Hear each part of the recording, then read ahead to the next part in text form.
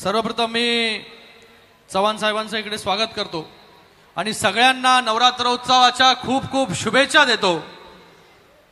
कसं काय डोंबिवली, केम छो?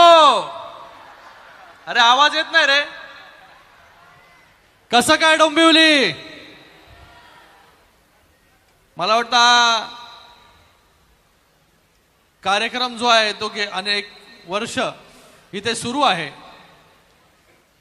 आणि गेल्या काही वर्षांमध्ये हा कार्यक्रम मोठा झाला। हजारो तरुण जे आहेत या कार्यक्रमाला उपस्थित असतात।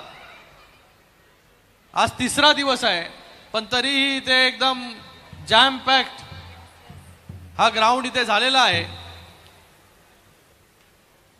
आपल्या सगळ्यांना वाटत असेल पाहुणे न होत आले, आज काय आम्हाला दांड्या खेळून देत नाही, बरोबर ना? हाच प्रश्न आहे तुमच्या सगळ्यांच्या डोक्यात। आरती पण किती तास, 1 तास केली, आरती तर करायलाच पाहिजे कारण की आपण सगळे हिंदू आहोत आणि हिंदू धर्म पुढे घेऊन जायचा असेल तर आपल्याला हे सण जे आहेत हे साजरे करायला पाहिजे त्याच थाटामाटात।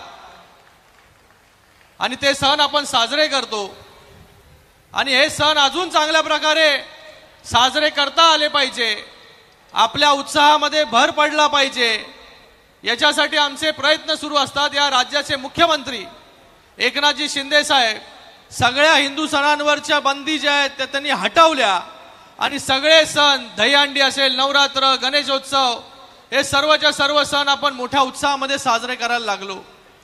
आणि आज तिसऱ्या दिवशी मला इथे यायला मिळालं, पहिल्या दुसऱ्या दिवशी येता नाही आलं, म्हणून आज तिसऱ्या दिवशी आपल्या सगळ्यांची भेट घेण्यासाठी आलो आणि त्याचबरोबर आपल्याला एक सरप्राईज देखील घेऊन आलो कारण की काहीतरी आपल्या मतदारसंघामध्ये आल्यानंतर काहीतरी दिलं पण पाहिजे। तर आपल्या सगळ्यांना आज जो आम्ही तुमचा वेळ घेतलेला आहे 8:45 पर्यंत, त्याचं कम्पेन्सेशन जे आहे हे 2 तास वाढून आज 12 वाजेपर्यंत आपण हा कार्यक्रम साजरा करणार आहोत। का आता खुश? तर आपल्या सगळ्यांना आज राज्याचे मुख्यमंत्री एकनाथजी शिंदे साहेबांनी 12 वाजेपर्यंत जे आहे या नवरात्र उत्सवाला दांड्याला परमिशन दिलेलं आहे, म्हणजे 10ची लिमिट आज नाही, आज 12 वाजेपर्यंत आपण मनसोक्त जो आहे तिथे खेळू शकता। तर आपल्या सगळ्यांना पुन्हा एकदा मी खूप खूप शुभेच्छा देतो।